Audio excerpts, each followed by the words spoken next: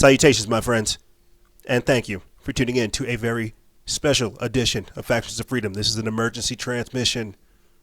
I want to bring to your attention some very important information that can't be mentioned in passing. This is something that's more important than everything else I think is going on in the world right now, or better yet, here in America. We see these swelling insurrections taking place, this growing civil unrest and this destabilization on the horizon. The Pentagon has come out talking about Zbellion, the Generation Z rebellion. We're going to be getting into that, and I don't want to waste your time. So with that being said, let's start the show. Now, we pay attention to a lot of things here on the show. Long-time listeners, you guys have been with us since at least 2015, if not beforehand. We've covered things like JLASS 15, UX 16, the unconventional warfare exercises of 2016, as well as Thunderstorm Spiral, Operation Gotham Shield, and other types of armed conflict with civilians. This is all along the same lines. Now, as we see all of these growing civil unrests taking place, right, the Great Awakening, as they call it, the Pentagon and other people don't see it as such. Other people see it as, again, growing insurrection, and they want to quell this. This is something we've covered throughout the entirety of our history. Let's begin. I want to bring to your attention, like I said before, this interesting article that came out from Signs of the Time. I'll put it in the description bar below so you guys can check it out. It's been put up June 8th. It says the Pentagon war game includes a scenario for military response to domestic Generation Z rebellion. Now, as this is going down, as we begin reading this, Donald Trump has put up a barricade around the White House. Yes, Black Lives Matter, no doubt. All lives matter, no doubt. But what's going on right now, I think everybody kind of understands, is there's a hyper polarization taking place, an us against them type of mindset. It's very, very dangerous. I'm going to mute this for our audio listeners. I'll describe it. The cameraman is panning out to show the barricade around the White House. That's right. The White House is currently barricaded. So keep this in mind as we break down these articles and we really look at what's happening, what these people have in store for us. These protests, they will escalate into riots. They will full-blown turn into bedlam and mayhem, as we've discussed time and time again. These are not the days of normalcy. We've covered things again like JLASS 15, UX 16, or JLASS 15 using artificial intelligence to map out certain scenarios, creating geospatial databases, which would later go on to be created and used for the Space Force. UX 16, where they basically deployed all kinds of potential civil unrest scenarios around the nation, using plainclothes soldiers to police to the National Guard, everything that we're seeing deployed happen here and now. This was what we covered 5 years ago. I'm trying to set the stage for you guys so you understand.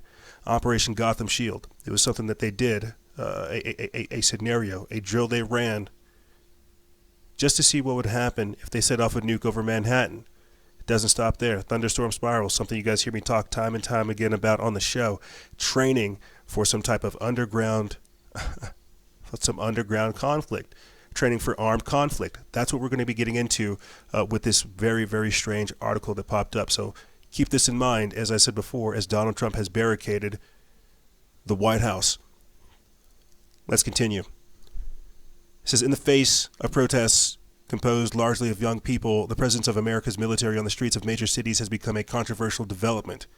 But this isn't the first time the Generation Z, those born after 1996, has popped up on the Pentagon's radar. Documents obtained by the Intercept via the Freedom of Information Act reveal that a Pentagon war game called the 2018 Joint Land, Air, and Sea Strategic Special Program, or JLASS, offered a scenario in which members of Generation Z, driven by malaise and discontent, launch a Zbellion in America in the mid-2020s.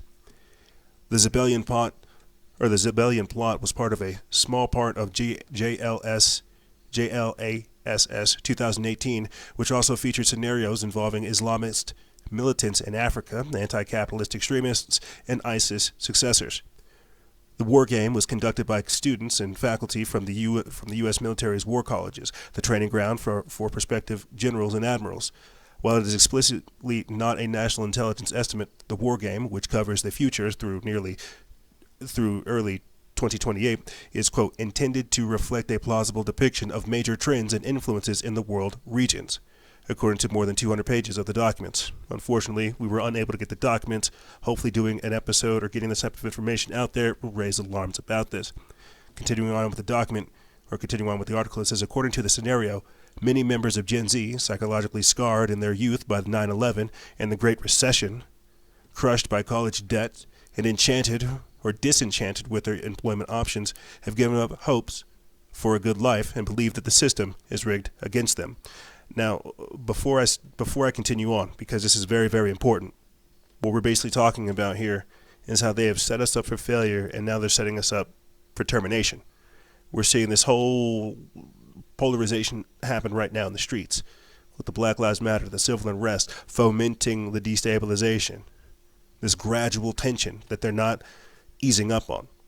You see. Where will it lead? They're trying to tell you. We'll read a little bit more of this article, and then we'll look over here in these documents, the two that I attached to the actual post, and I'll attach it. I'll put the link in the description bar below so you guys can check it out. It talks about, in such a strange way, essentially what we've already done, gang. They use the same type of language we use over here on the show. It is scary enough to have me here at the end of the day having an emergency transmission to put out this message. I'll just leave it at that. Let's get back into this. It says, here's how the origins of the uprisings are described. Both the September 9/11 terrorist attacks and the Great Recession greatly influenced the attitudes of this generation in the United States and resulted in a feeling of unsettlement and great insecurity among Generation Z. Although millennials experienced these events during their coming of age, Gen Z lived through them as part of their childhood, affecting their realism and worldview. Many found themselves stuck with excessive college debt when they discovered employment options did not meet their expectations. Gen Z are often described as seeking independence and opportunity, but are also among the least likely to believe there is such thing as the, quote, American dream, and that the, quote, system is rigged against them. Frequently seeing themselves as agents of social change, they crave fulfillment and excitement in their job to help, quote, move the world forward. Despite the technological proficiency they possess, Gen Z actually prefer person-to-person contact as opposed to online interaction. They describe themselves as being involved in virtual and physical communities and have rejected excessive consumerism. It says in early 2025, a cadre of these disaffected Zoomers, keep that in mind, Generation Z, now they've got us all using Zoom, these disaffected Zoomers launch a protest movement, beginning in, quote, parks, rallies, protests, and coffee shops, first in Seattle, then New York City, Washington, D.C., Los Angeles, Las Vegas, Austin, Texas. A group known as Zbellion, a, quote, global cyber campaign to expose injustice and corruption and support causes it seems beneficial. So expose lies and share truth. You get that right there. I'll say it one more time. A group known as Zbellion, or Factions of Freedom, whichever it may be in the future, you see, because it's like a Frankenstein's monster, what we've created now. Whatever, and I've talked this briefly about you guys, with this to you, how I will not be radical enough for where these people will want to go in the future. I will be considered part of the problem. Whatever we have created will take on a life of its own, and it will become a part of this. These are these reinforcements that I'm so desperately talking about, but we have to worry about them being co-opted, manipulated. We'll stick to this just so we can try to keep it just on this. Continuing on, it says during face-to-face recruitment, would-be members of Zbellion are given instructions for going to sites on the dark web that allow them to access sophisticated malware to siphon funds from corporations, financial institutions, and nonprofits that support, quote, the establishment. The gains are then converted to Bitcoin and distributed, quote, to worthy recipients, including fellow Zbellion members who claim financial need. Zbellion leadership says these scenarios assures its members that their Robin Hood-esque wealth redistribution is not only untraceable by law enforcement, but ultimately justifiable, as targets are selected based on, quote, secure polling of, quote, network delegates. Although its origins are American, by the latter 2020s, Zbellion activities are also occurring across Europe and cities throughout Africa, Asia, and the Middle East, including Nairobi, Kenya, Hanoi, Vietnam, and Amman, Jordan. In the world of JLASS 2018, Gen Z's most militant members have essentially taken to privately taxing large corporations and other institutions to combat inequality, or, as the war games put it, using the cyber world to spread the call for anarchy. One man's anarchy is another man's freedom. The JLS war game emerges in the context of the Pentagon playing a controversial and visible role in unfolding domestic protests against racism and police brutality in the U.S. National Guard units have been deployed in various locations already, and some active-duty military forces were sent by the Trump administration to the Washington, D.C. area. Now, before I continue on reading this article, I want to point out a few things to you guys. I hope you're understanding the urgency in which I'm speaking and why this is very, very important. I'm going to read a little bit about this notional exercise material for educational purposes, JLASS-SPAY 2018 World Summary. I'm going to skip down here, basically down to the bottom, because it talks about resource wars and all these other crazy things. I really want you guys to look into it because we're going to refer back to it into the future. But it says, talking about Zbellion, again, just like the creation of it, it says, in the mid-2020s, the age demographic known as Generation Z, or Gen Z, began hitting their 30s. Like the millennials who preceded them, Gen Z were characterized as even more comfortable, if not dependent upon, technology in every aspect of their lives. Social scientists frequently characterize Gen Z as having grown up with cell phones and internet usage from a very young age, and interacting on social media websites for a significant portion of their socializing. Image and video-intensive media are more popular among this group than textual narratives, and many Gen Z self-identify by the social media communities to which they belong. It goes on to say that both the September 11 terrorist attacks and the Great Recession greatly influenced the attitudes of this generation in the United States and resulted in a feeling of unsettlement and insecurity among Gen Z. Although millennials experienced these events during their coming of age, Gen Z lived through them as part of their childhood, affecting their realism and their worldview.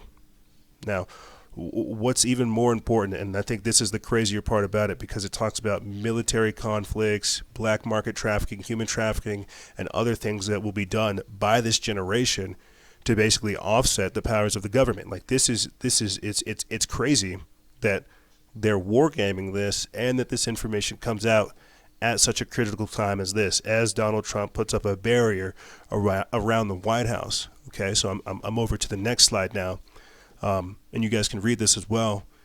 But it says, and this is just so wild. Wow, sorry. In early 2025, a group identifying itself as Zbellion gained traction on the dark web. Zbellion capitalized on the fears and insecurities of Gen Z and called for a global cyber campaign to expose injustice and corruption and to support various causes it deemed beneficial.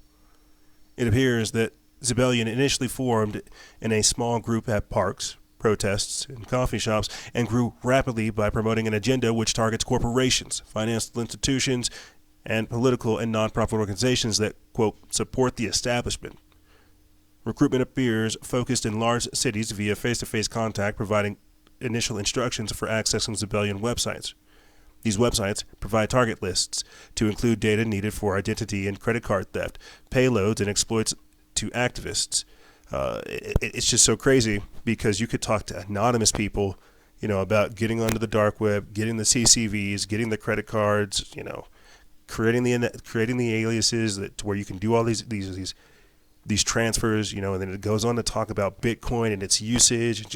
It's just nuts, because I think this is what everybody's understanding. But to just see it war gamed out there and then released to the public at a time like this, It's just crazy. Continuing on, it says that Zbellion uses software to route any proceeds into laundering programs that ultimately convert national currencies into Bitcoin and make, quote, small below the threshold donations to, quote, worthy recipients. And if Zbellion members claim financial need to the member who conducted the attack, Zbellion, quote, leadership assures its members that their cybercrimes are, quote, ultimately justifiable and untraceable, and that it selects its targets and beneficiaries based on secure polling of, quote, network delegates. So literally creating their own separate government. Zbellion provides its members with sophisticated adaptations to the latest malware, making it difficult for cybersecurity programs to keep pace with the threat. Computer network defense analysis indicates that Zbellion appears to have originated in Seattle and spread rapidly to New York City, Washington, D.C., Los Angeles, Las Vegas, and Austin.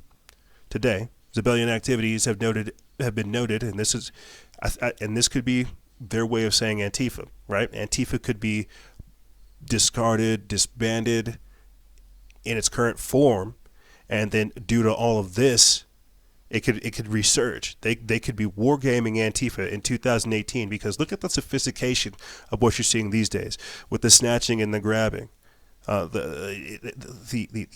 guerrilla-like warfare tactics they have. There's a separate over here as well where it talks about military conflicts.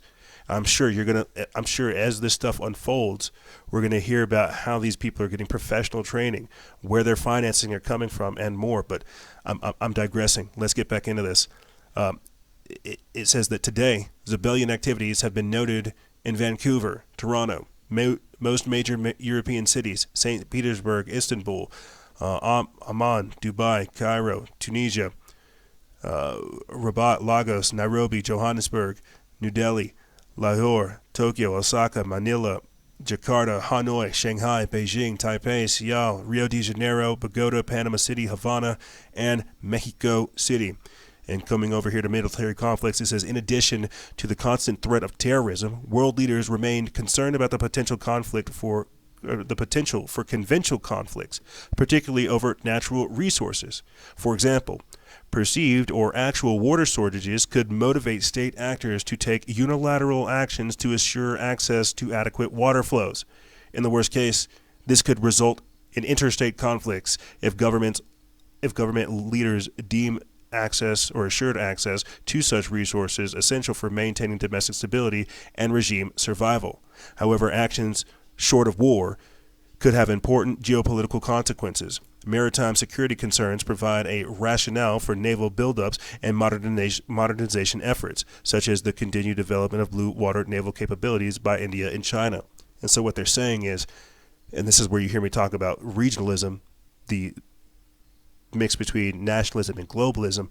What happens if we have to produce a certain type of food or a certain type of water or a certain type of power because we're out here in the desert, solar farms and things like this, but because of Zbellion at the time, they're siphoning that power. Well, that power also gets siphoned from the global scale. So then they're going to have regional government deal with this growing situation. You see, there's going to be consequences to all these things that are going on.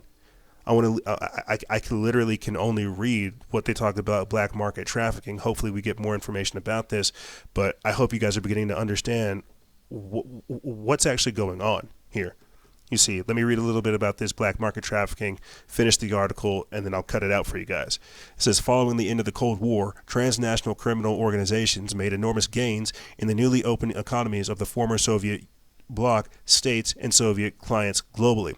During the 1990s, economic chaos in these countries produced opportunities for TCOs to open new markets in illegal drugs, weapons, MWD, weapons of mass destruction, technology, mineral trafficking, and human trafficking.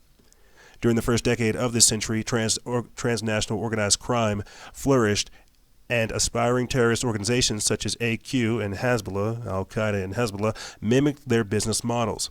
This bolstered terror networks' revenues and providing them a new global reach through, quote, established black markets, shipping channels, though led to confrontation with the traditional TCOs with overlapping business interests. So what they're saying is that it'll get to a point to where we have Zbellion will operate with other other fringe groups. Like, there's nothing else to say. We've talked about this before with Antifa having access and training by the cartel, by Russian elements, by European elements as well. What happens when Antifa as an organization as a whole has as much power as ISIS, right? Whenever we did some of our investigative work down there at the border, we found out that there were actual ISIS members working with Antifa, trying to work and help smuggle people in. Like, it's crazy knowing all this stuff is going on and that they are wargaming for a potential domestic conflict, you see. At a time right now when we have protests almost every single night, Donald Trump putting up the barricade around the White House, getting the whole COG, the continuity of government up, social disintegration, all these different things are very real. I wanted to put this together for you guys because this is way more important than everything I think we see going on right now. A lot of the content that we put out, it is very important, no doubt, but for some strange reason, this piqued my curiosity and I wanted to get this out there as soon as possible on every kind of platform. This is Zbellion, and this is their plan.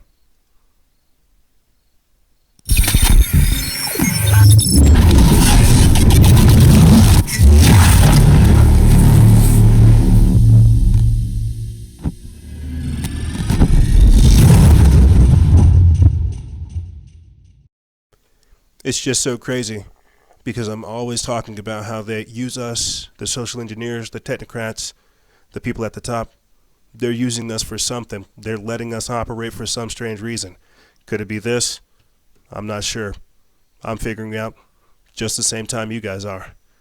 But however, ladies and gentlemen, that's all I really have for you guys and gals. If you have any questions, feel free to email me. I'll have it in the description bar below. And as always, guys and gals, stay vigilant, expose lies, and share truth. This is Noise Era, Freedom Faction, out.